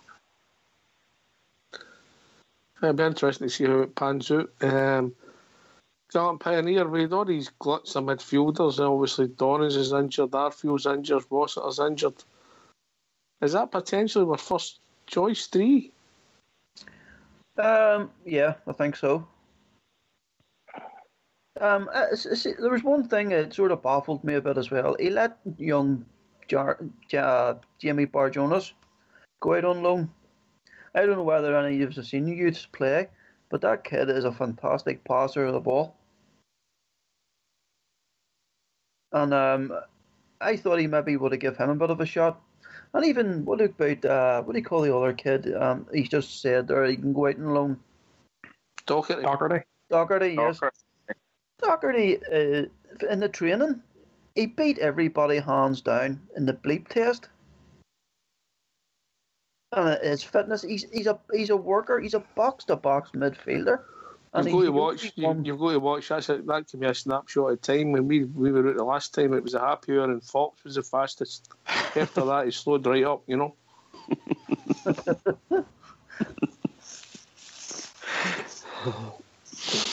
But I get your point about Doherty. I mean, wide right, and in the exact position that Candice has been playing. If we're being honest, I mean, I think everybody would accept it as an improvement. That's a bit I couldn't understand, Ox. Yeah, you've got Doherty there, and you're playing Candace in that position. You know, Doherty's a much more. That is his position. You know, why not play the player that feels natural in there? I like young Doherty. You know, I don't know. I like him myself. I think he's brilliant. Yeah, me too. I agree with you, Gallant Pioneer. I seem nonsensical to me too, just to play Candace in there when you've got Doherty there. You know, it just doesn't seem to figure in the plans. They're going to put him out on loan. It's to gain experience and all that. I mean, out of these last few games that Rangers have played, surely he could have had a run out, you know, and showed what he was capable of. There's no better place for experience than Ibrox. Absolutely, I agree with you. Can I come in on that? When Candace for me in that position, you know, I just think that was, I don't understand what that was about. When you go, Bridge? I was just going to say, as far as Doherty's concerned, Doherty played quite well when he first came, and he was in the team, one of the first picks in the team. Then he took a wee knock and struggled to get back in, and when he got back in, you could see he wasn't quite the same player as he was at the beginning when he came in, you know. So he's had the tail end of last season under a particular set of managers, if you follow what I mean. And then now he's had Steven Gerrard. He's been under Stevie Gerrard. And both of them, I think, to be honest, I don't think anybody quite liked the way he was playing. So I don't know whether they see him as a really good Rangers player, potential Rangers player, or whether they don't. And if they don't, then they're going to, what this manager's doing here, probably loan him out. I don't think they see the quality that is required to be a Rangers player. I just don't see it. And I'm not being funny. Nothing against the boy. I just don't see it. Do you not think he's a lot better standard than what Andy Halliday is? Well, you're speaking about two players in all probability that neither of the two of them are Rangers quality players. Yeah. The only thing I've said last week that I think that Andy Halliday's got going for him is he offers something as a kind of balance with the left side of the foot, left-footed side, left sided of the game, sorry, and as a natural left footer. Other than that, he does a fill in, and he'd probably get a better chance of staying at Rangers to get off the bench and get a wee game, get a couple of minutes here and there than anybody else would. But seriously, I don't think there's anybody, even in the panel here, thinks that he's actually the quality that Rangers want going forward into this season. I don't think he is. What about you, Wheels? I mean, Stevie said, that he believes Greg's got a future. Ibrox, he's just sending him out to get some game time, and I think he could be good for us. As Brid said there, he got that wee knock, and then when he came back, he didn't look the same player. But I do think, given time and given experience, and the fact he is going out and wherever he goes, he hopefully will get a lot of game time. I think it will help him. But I tell you, just very quickly, and this isn't a silly one, Ox, I know I've thrown out a couple of names earlier on, but I tell you who I would like to see at Ibrox, and that's the boy Harry Cochrane for Hearts. I think under Stevie, they played the same position, I think under Stevie's guidance, I think Harry Cochrane could be a star. Could be, mate, but he's playing first team football. I don't know if we get into our first team. We've got a glut of midfielders. Fox, any thoughts? Good young player, but we've got loads of young players. That sometimes worries me when I look at the attacking options. We've got the two older players, Candias and who's the other one? Murphy, mate. One's 28, one's round about 30. The rest of our attacking options are Ajaria, 20 years old, Ryan Kent, 21 years old, Windass, 24, Glenn Middleton, 18, Zach Rudden, 18, Morelos, 22, and Sadiq at 21. That must be the youngest Rangers attackers that I've seen ever. There's not a lot of experience in there, and we might struggle in some games with just a load of young boys. I don't know what you think of that. When you put it like that, folks, on you go, Ulster, then we'll go to Gallant. No, well, first of all, get on to the Doherty thing. I have no issues with Doherty going out and loan. There's no if we think, or if Stephen Gerrard thinks he's bringing a better class of player, and he thinks that Doherty going out and loan will make him a better player, and basically saying, look, this is the standard you need to get yourself to if you want to be involved in this team as of next season. But when you've got Candias playing in that position and he can't play it at all, that's where it would get to me a wee bit. I can't see how Doherty isn't a better option while Candias is playing there. So that's for that one. Do you maybe think it's a Hawaiian sunset hair that's putting the team off? You never know. You always need a wee fairy one in there, but you need a fairy. Yeah, good. No, but that's my thing. I think Doherty's a better player than Candias in that position, 100%. So I can't see why he wouldn't play him while he's forced to play Candias. You know what I mean? Given that we've seen him, we can't play it. But going into the youth, it'll be sink or swim, and that's going to be a massive pressure because you know yourself, you have to win every single game when you're Rangers. So we're going to see that. That worries me as well. I'd like to see an older head attacker, and I'd like to see an older head creative midfielder, but that's going to cost us money. We're going to have to wait and see. But Fox's point, yeah, it is a worry. If these young ones, it's all right playing well, but it's the games where you have to get stuck in, like Alan Pannier said earlier, your Wednesday nights and Tuesday nights or midweek games at Motherwell when you really have to get stuck in. Are these young ones going to be up for the battle? Are they going to be able to do? Are they going to shy away? This is the battles they're going to have ahead of them. We'll find out soon enough if they're up to it. Can I ask a question, Oxtia? What was it? Not too difficult. Remember, Wheels is on the panel. Right, so if everybody can obviously give us an answer to this, then great. Is there anybody thinks along the same lines as me? I get a bit concerned sometimes, and I go a wee bit off piste. But the problems that after the Celtic game at Hampden, when young Greg Docherty and Morelos ended up nearly fighting on the pitch, and then they went into the dressing room, and I believe the two of them and Kenny Miller and Lee Wallace were involved in some sort of rumpus, shall we say, or shall we say, surrounding the manager. Now we know that Wallace is in the bad. The two different incidents. No. I'm not saying they weren't. I'm not saying they weren't. What I'm saying is that Wallace is in the bad books. Miller's gone, but Docherty and Morelos are still there, and both of them are, shall we say, off form. Is there any chance that there's any carry over from that that's still simmering away in the background that's causing them to lose form? No, for me, mate. No? Players have had bus stops for time immemorial in the changing room, innit? I know you went through your whole career never getting booked, never getting spoke to with a referee, and never falling out with anybody. All of this is true. I give the 9 in a row side. I mean, nobody fought more than they did in the dressing room at half time, and things weren't going very well, you know. Look how good the team that was. Yeah, I don't think. I just mean the issue seemed to take wings to the point where the manager's gone. Yeah, the manager that was there is gone. The captain's still struggling. The vice captain, which is Miller, he's gone. So I wondered if look at the way it starts. It was an interim manager who was failing. Kenny Miller's 144, so it was time to move on, right? The captain is still injured, mate. He's just back in. Yeah, he's just back on the grass, you know. Okay. I was just wondering if there was somebody. Did anybody think there was any carrying on from it? That's all. Not much. Anybody add to Bridges' theory or?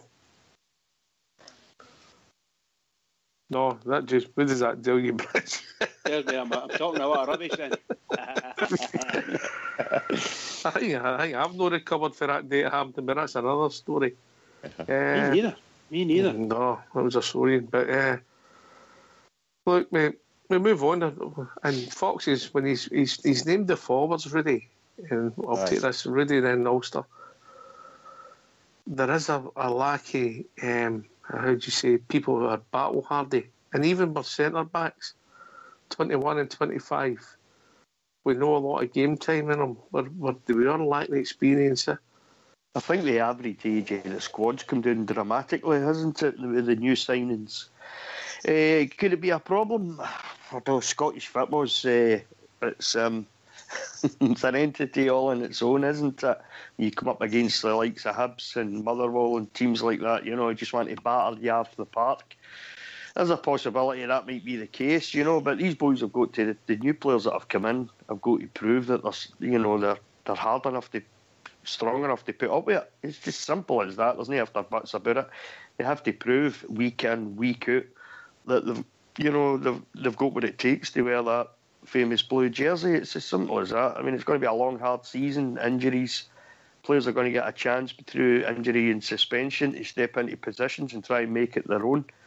We're missing sort of 3-4 midfielders just now, but there's, you've got the boy Ajaria who's come in, Koulibaly's come in, so we'll see how it goes. But if they've come up, any of these boys have come in and thinking it's going to be a walk in the park just because it's Scottish football, they'll find out pretty quickly. And I would suggest that will start up at Pittodrie in the first league game of the season. They'll find out pretty quickly it's no walk in the park. They've got to have to fight for everything, Ox. I would suggest the fact that it's a much younger squad really than it probably was last season, and experience-wise, a lot of them probably don't have the experience we would expect them to. But you've got Arfield there, you've got Graham Dorrance to come back for injury, you've got Alan McGregor in goals. These guys, they have bags and bags of experience, so surely they'll kind of up the experience level a wee bit when they play, and help the younger players through. Ulster. No, I don't mind having young players in the team because sometimes they'll try and do stuff that maybe older heads wouldn't because they don't have that fear. But as Rudy says, and he's right, we know what the old stalwarts of Scottish football will be looking at them and they'll be saying, right, it's time to rough them up. They'll be putting hard tackles in, elbows will be going here and there, as we've seen with Motherwell. They do that. That's just the Scottish game. Whether or not they'll be able to live up to that, well, they want, it's all right saying they'll try things, but once you get a couple of flipping hard tackles on you, are they going to shy away or are they going to get stuck in? I think that's why I would like to have the older heads, maybe a few older heads with them in the attacking positions who can talk them through games. But the problem we could have is you could have players there after a few hard tackles maybe shy away from the game and maybe not want to try the things that we're trying at the start. And that's where you could fall into problems. Wheels? I mean, I think you've got to have a mix of experience and young talent as well. I mean, like you said, they are the younger boys. They will put in tackles. They will fight because they know they've got a lot to prove. I mean, the thing for me with last season was it wasn't so much the fact there is the results that happened. It was the fact there was no fight. That's what bothered me the most. I don't mind going down, losing if you go down fighting. There wasn't any of that last season.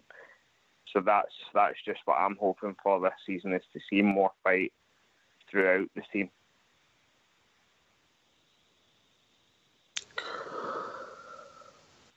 We've looked at the squad just quickly there, and we've talked about the forward players, and we've talked about the experience in the squad, Bridgeman. Is it an issue for you, mate? Not really. We've said... You wanted pace and power, didn't you? Pace and power. I'm looking for... But certainly from the back going out, and your midfield need to have engines in them, and they need to be very... To me, they need to be powerful players when they're on the ball. They need to carry it. Remember... But you're up against most games now. You're up against this massive 8-man defence, converting to a 10-man defence in some distances, So we need midfielders who can pick the ball up and provide good passes to each other and get through, thread through there to let our forwards see if they can do something. And the same with our forwards, if we're going wide, get the ball over as quick as possible and see what we can do, get the ball in the net. Pace, power, let's see if we can do it. The defence is fast and know what they're doing. They're providing a lot of the passes at the present moment, which means that our midfield are not doing it. So I hope that changes and soon. Callum Pioneer? One name throw at you. What do you think of Gareth McCauley? I don't think he's got a club yet, and he's an old head, knows the game inside out, and see Scottish. The one thing that irks me about Scottish football, how people take it so lightly, but when they actually get to Scottish football, they understand. Oh shit! What have I got myself into here? It's fast paced. It's hard. Tackles hard. What do you call the long hair? Barton.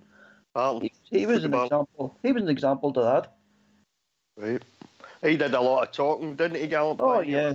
Up the road. And he come up here and he was nothing but an unmitigated failure. You know what I mean? Total failure, man.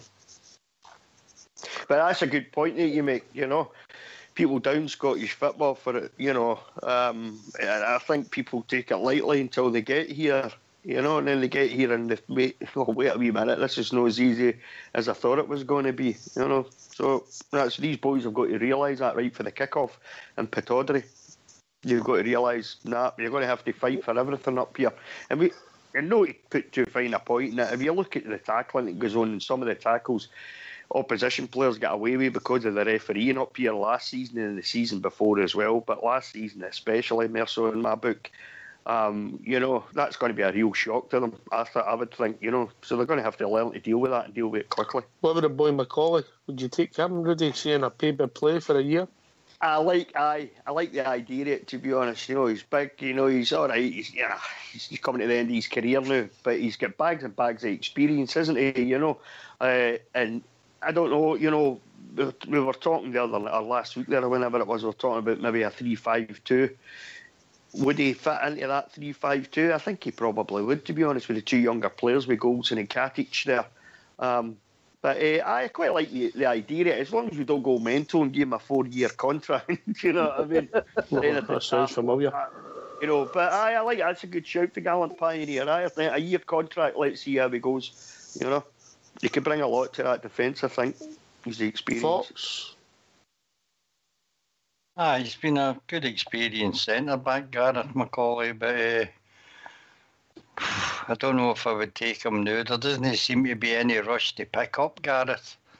And he's been available for a wee while now, so I don't see us picking him up, to be honest with you. All right, Bridge, a centre-half expert. Nah, not for me. Sorry, not for me. I don't know what age he is, but 34, 33, 34. Well, I think he's older than that. What age is he Gallant Pioneer? 36 or 37. Nah, Right, not for okay. me. By the way, he scored a lot of good goals in the English Premier League. No doubt about that. He scored some smashing goals for West He's Brom. very, very dangerous at set pieces. Very I'm dangerous. saying that he's done that, but I wouldn't upset the team. He brings someone like that. No for me anyway. Not for me. I'd rather have been out and paid the money and bought a half decent left-sided centre half than me. Can't create my 3-5-2 position. If you're going to be playing 3-5-2, you need centre halves who are the three defenders that need to be fit, fast, and fearless. That's what they need to be. And Macaulay's got two of those, but he's not fast. Sorry to say, he's not fast, but he can go for it. And the way we play football up here, I think he get caught out quite a lot. Would it Gallant? Would it be another? I have a real worry that if we get an injury to one of them two guys at the back, Oh, we're in trouble, mate. we are. And McCrory's not the answer, in my opinion. Maybe he's a stopgap to help you, but that's who I think we're trying to get in our centre half. Gareth Macaulay, with the greatest of respect, he's been a sterling pro, done great work for West Brom and Northern Ireland in the last couple of years, but would it be doing the same route as Alves? We thought he'd stroll it, and look how that panned out, Gallant. Yeah. You know, that was a disaster, really, wasn't it? Big wages for very little return.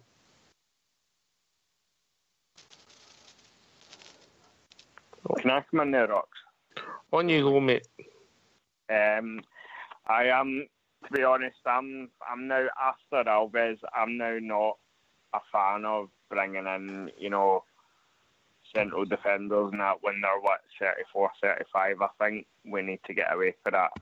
I think, as you say, it showed with Alves. We thought he was going to come up here and have a season or two being a star, but it just didn't work out for him. So I think we want experience, maybe 28, 29, 30, something like that. But I think we need to stop going for this kind of 34, 35-year-old defenders, So, nah, not Macaulay, not for me. Big Ulster. Well, I'm going to be biased. I like Big Gareth Macaulay. The only difference is I wouldn't compare him to Alves because Alves wasn't up for the fight from the day one. When he got his eyes open, he likes a certain type of defending, but when it was hard tackling Scottish League, that guy didn't want to know. He was too busy worrying about the World Cup and he didn't want to get himself injured, in my opinion. I think that's why you see him coming off anytime he got a wee niggle. He was keeping himself right for that. Macaulay, if we already see we're trying to spend £3 million on a younger defender, but it doesn't look like that team is wanting to sell to us. So if we're willing to wait and we were deciding to get Gareth Macaulay, say, for a year's loan for free and use that money somewhere else, maybe in the midfield or the striking position, and then look again as when that guy's contract runs out and then put a bid in for maybe halfway through the season or the end of next season, or the end of the season coming, should I say, I wouldn't think that would be a bad thing. I think Gareth Macaulay would be all right in that defence. All right, well, gentlemen, we've reached that time of the evening. Bridgeman. What can I say? It's been a smashing night. Great chat. Nice to listen to. Some good opinions. Nice to hear Gallant Pioneer. What can I say? To other Rangers fans all over the world, in particular Rangers fans on here on Rangers Radio, every single one of us, please keep it going for the Rangers because we're needing it. Keep it going. This has been Rangers Radio. Can I thank Wheels, Bridgeman, Bill Fox, the Gallant Pioneer, Rudy Bear and Ulster for taking the time to join us on the panel. This has been Rangers Radio. We'll be back tomorrow night between 9 and 11, talking about all things Rangers. Thanks for listening. Take it away, Fox.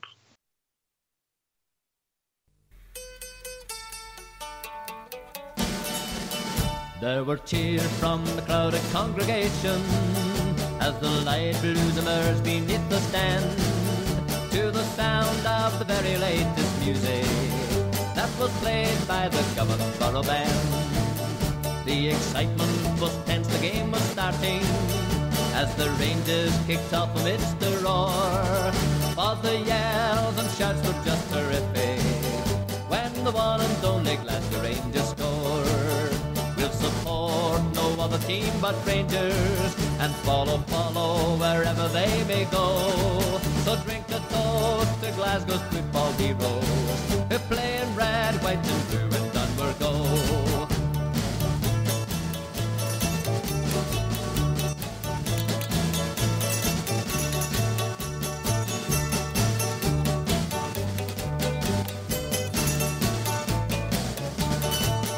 The excitement was tense, the game was starting as the Rangers kicked off amidst the roar.